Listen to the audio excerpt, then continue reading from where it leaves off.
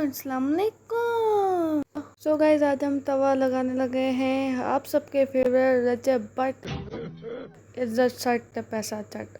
तो चलिए शुरू करते हैं। इंसान पता नहीं कैसे एकदम से वायरल हो गया। मेरी नजर पे इंसान तब आया जब ये अपने बहन के साथ हॉरर प्रैंक कर रहा था। क्या सीन है? ये सब जब से यूट्यूब पे आया ना, इनकी गुंडागर्दी नहीं खत्म हो रही। जो लोग रजब भट्ट को नहीं जानते तो बताते चलो कि रजब भट्ट खुद को भट्ट समझते हैं और एक निहायत ही उम्दा तरीके का कंटेंट सबको दिखाते जो किसी ने नहीं दिखाया हुआ। वाकई रात को सोते हुए बहन के ऊपर कोई नहीं चढ़ा और फालतू की फेक फाइट तो कभी भी किसी ने नहीं की जो इन भाई साहब ने की है। कोई आपके खिलाफ बोले तो उसको जाके चुपेरे किसी ने नहीं मारी। अपनी शादियों में फालतू का पैसा किसी ने नहीं उड़ाया। वो सब छोड़ो, मुझे ये बता दो कि तुम लोग को पाकिस्तानी नोट को ऐसे फेंक कर मिलता क्या है। अपने मुल्क की इकोनॉमी का बेड़ा कर तुम लोग खुद करते हो जमीन पे फेंक कर यार। Oh my God! Wow! और शादी के अंदर अगले रात गिरफ्तार कौन हुआ था? ये जनाब सिद्धू मूसा को अपना उस्ताद मानते हुए 295 परफ्यूम लॉन्च करते जिसके खिलाफ उन पर 2 केसेस हो जाते 295A और 295C। और जिसको ये इतने फख्र से बयान करते जैसे इनको कोई अचीवमेंट मिली है, कोई नोबेल प्राइज जीत लिया उन्होंने। मेरे उस्ताद के सर भी 295 मेरे सर पे 2 है, 295A 295C जो हमारा आज लॉन्च होने जा रहा है उसका नाम भी 295 है।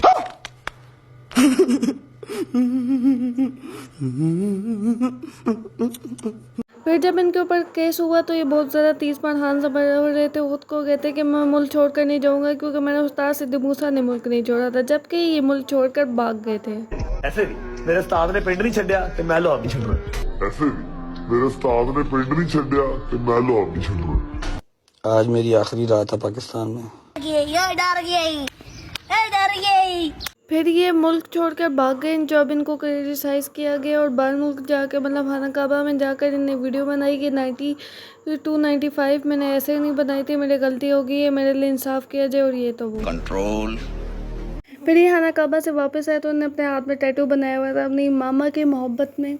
This is the tattoo hospital जान। अच्छा अभी पहले आप पूरा टैटू देख लो, फिर मैं आपको सारी इसकी गेम समझाता हूँ कि मैंने क्या सोच के और कैसे डिजाइन करवाया। ठीक है, सबसे पहले मैं आपको वो फोटो दिखाता हूँ जिस फोटो का इसका पोर्ट्रेट बनाया गया है। गजल ने हमें सेंड की थी फोटो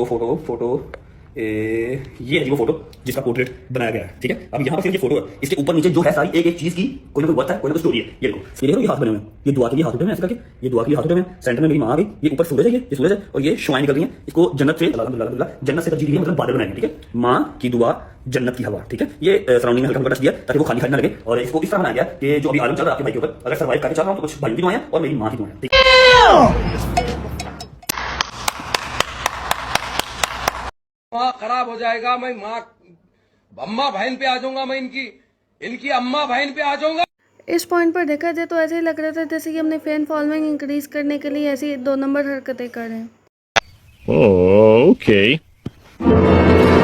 फिर इनको क्रिटिसाइज किया गया तो आगे से जवाब है कि मैं टैटू बनवा सकता हूँ। फिर ये खाना काबा में जाके कहते हैं कि सुकून कहीं पर भी नहीं है। सुकून किसी पास नहीं है, ना पाकिस्तान ना मदीना या ना मक्का। और वहाँ जाके कहते हैं मक्का और मदीना में कहीं सुकून नहीं है। नहीं मतलब इतनी जहालत जो तुमने मचाई है वो कम थी जो तुम अब आके ये भी बोलोगे कि मक्का और मदीना में सुकून नहीं, जो सबसे ज़्यादा सुकून दे जगह है। फिर से इस बंदे पर को क्रिटिसाइज किया जाता है कि इसकी वीडियो वायरल हो गई। फिर ये पॉडकास्ट में आके कहते हैं कि इन लोगों को खुश करना बहुत मुश्किल है क्योंकि अपने पैगम्बरों से नहीं खुश हुए, हमसे क्या हाँ खुश होंगे। आप इनको राजी नहीं कर सकते। ऐसे नबियां पैगंबरां तो खुश नहीं हुए साढ़े तो ना। मजीद आगे बात की जाए तो ये इनकी लड़ाई भी हुई है फाद मुस्तफ़ा के साथ क्योंकि फाद मुस्तफ़ा ने कहा था कि फैमिली व्लॉगर्स अपनी फैमिली को सेल कर दे, जिस पर इनको लगा कि ये मेरी बात कर रहे हैं और मुझ पर टोंट कर रहे हैं। केस की बात हुई थी, आजकल कोई एक्ट्रेस जैसे फाहद मुस्तफा या कोई और हो गया वो भी फैमिली व्लॉगिंग को अपने तब से ले रहा है। आप इस पे क्या कहते हैं? कौन खड़ा? फाहद मुस्तफा जैसे actor. What do you have to say कि रजब भट्ट ने कहा ना कि कौन फाहद मुस्तफा? आप क्या कहेंगे? कौन फहद मुस्तफा? जिसको पाकिस्तान का 2 नंबर डब्बा खोलो ना 10 रजब भट्ट निकलते हैं, वो Fahad Mustafa. Oh you are the good one. अच्छा आ गए। वैसे इनके पास खुद को वायरल करने की कितनी तरकीबें आ गई हैं नहीं? साले को बम से उड़ा दूंगा एक बार हाथ में आ जाए तो। फिर ये जनाब की एक और वीडियो आती है जिसमें ये अल्लाह रसूल का वास्ता दे रहे हैं कि ये वो सॉन्ग सुन लीजिए जिसमें हीरा मानी डांस कर रही है। पहला करना, पहले दोबारा सुनना। ये मैंने एम रखा हुआ है कि पहले 1 घंटे में 1 मिलियन व्यू मुझे चाहिए अल्लाह नबी के सदके में। मेरी कोई औकात नहीं है, ना आपकी कोई औकात है, सिर्फ अल्लाह नबी के सदके में ना एक इंसान होता है जो गलती करता है तो लगता है कि गलती कर रहा है। ये इंसान इतना जाहिल इंसान है कि ये मौसीकी जैसा जो हम पर हराम है वो अल्लाह रसूल के सदके में कह रहे कि सुन लीजिए मेरी, क्योंकि इसमें ये है इस वजह से इनको व्यूज चाहिए 1 मिलियन 1 घंटे में, तब ये कह रहे हैं कि मौसीकी सुननी चाहिए अल्लाह रसूल के वास्ते में। मेरा भी इनसे एक ही सवाल है कि बेगैरती के कौन से समुद्र में गोते मार के जा पूछ क्या हैं कि इनको समझ ही नहीं आ रही कि कौन सी बात करनी कौन सी बात नहीं करनी। ये इतने जाहिल इंसान है कि कुछ भी कर लेंगे कुछ भी कह देंगे और इनको लगता है कि सही कह रहे और इनके अलावा कोई सही हो ही नहीं सकता। फिर जिनकी वीडियो आती है जिसमें ये पिछले साल दिन की वीडियो थी लेकिन वायरल इस साल हुई थी कि ये 9-10 मुहर्रम पे गालियां दे रहे पैगंबरों को।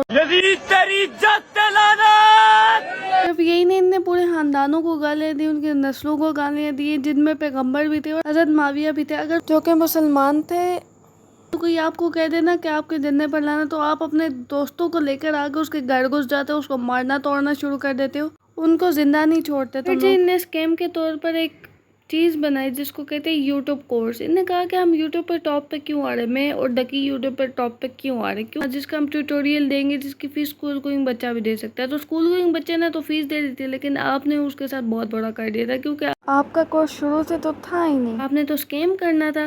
तो बच्चे बस ये बता दो कि आवाम के पैसे लूट कर कितने तुम लोगों ने जमा कर लिए अपने पास हैं। ना पैसे चाहिए थे तो अपने दोस्तों से लोन ले लेते, ये आवाम को लूटने का क्या फ़ायदा था। ये अपनी बहनों को थोड़ा सा और नचा लेते ताकि थोड़े से और पैसे आ जाते। पहले इस तरह के इन्फ्लुएंसर को देख के लोग एहसास कम तरीके से शिकार हो रहे, उन्हीं जैसा बनने की कोशिश कर रहे हैं। ऊपर से आप और लूटने का ट्यूटोरियल शुरू कर दीजिए ताकि ये भी इसी तरह के बनते रहें आप जैसे और बेगैरती के समुंदर में गहराई तक गोते मारते रहें। इनको देखकर बहुत सारे बच्चों ने भी अपनी व्लॉगिंग शुरू कर दी, अपने चैनल शुरू कर दी और न जाने किस उल्टी सीधी हरकतें कर रहे हैं। ये सिखा रहे हैं आप अपने वीडियो से लोगों को कि गुंडागर्दी करनी है, दहशत करनी है, फैलाना है अपने आप को हर जगह किसी भी तरीके से।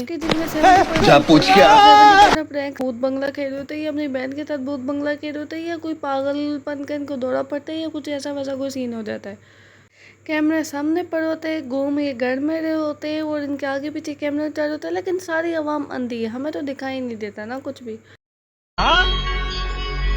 मुझे कुछ दिखाई नहीं दे रहा माँ।